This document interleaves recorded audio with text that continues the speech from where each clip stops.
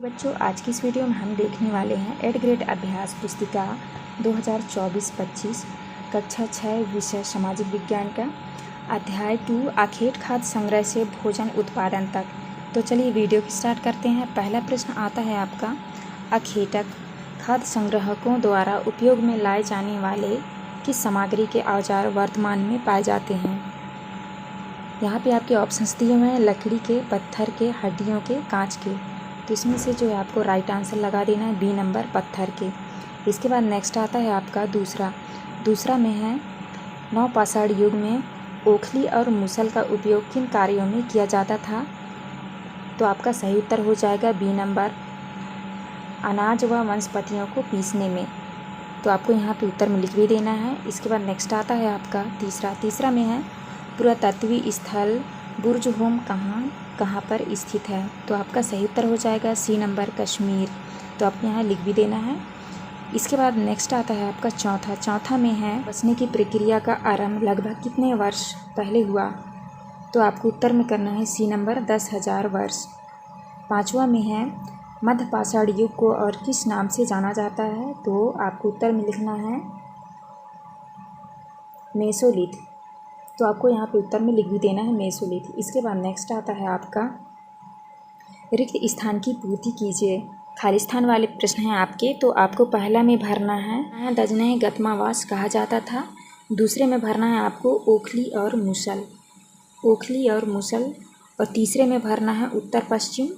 चौथे में भरना है भंडारण। पाँचवें में भरना है प्रागैतिहासिक। और आपको नेक्स्ट क्वेश्चन आता है आपका सातवें में है, आखेटक खाद्य संग्रह किसे कहा जाता था। तो आपको लिखना है, आज से लगभग 20 लाख साल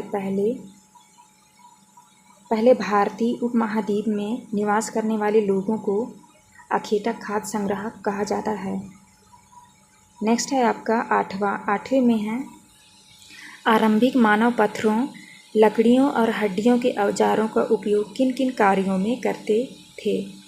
तो आपको जो है उत्तर में लिखना है, आरंभिक मानव पत्थरों, लकड़ी और हड्डियों के औजारों का उपयोग फल फूल काटने, हड्डियां और मांस काटने, पेड़ों की छाल और जानवरों की छाल उतारने के लिए करते थे।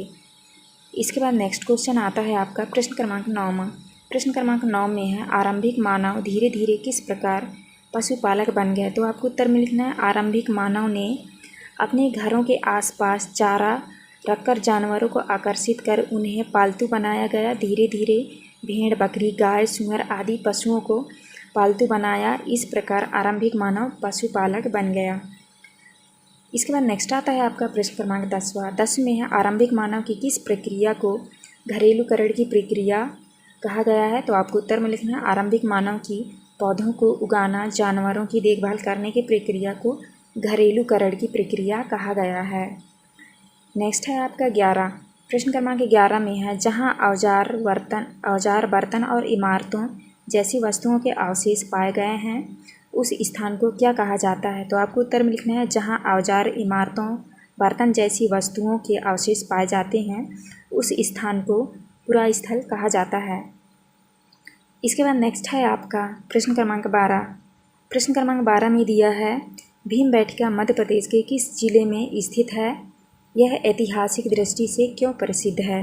तो आपको उत्तर में लिखना है, भीमबेटका मध्य प्रदेश के रायसेन जिले में स्थित है। भीमबेटका में गुफाएं और कंदराएं हैं। इन गुफाओं में सुंदर चित्र बने हुए हैं। इन गुफाओं में जंगली जानवरों की बड़ी कुशलता से सजीव चित्रण किया गया है। इसके बाद नेक्स्ट आता है आपका प्रश्न क्रमांक 13, आखेटक खाद्य संग्राहक समुदाय के लोग एक जगह से दूसरे जगह पर क्यों घूमते रहते थे।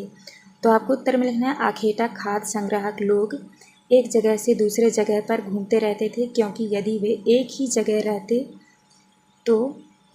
रहते तो आसपास के पौधों, फलों, जानवरों आदि को खाकर समाप्त कर देते थे।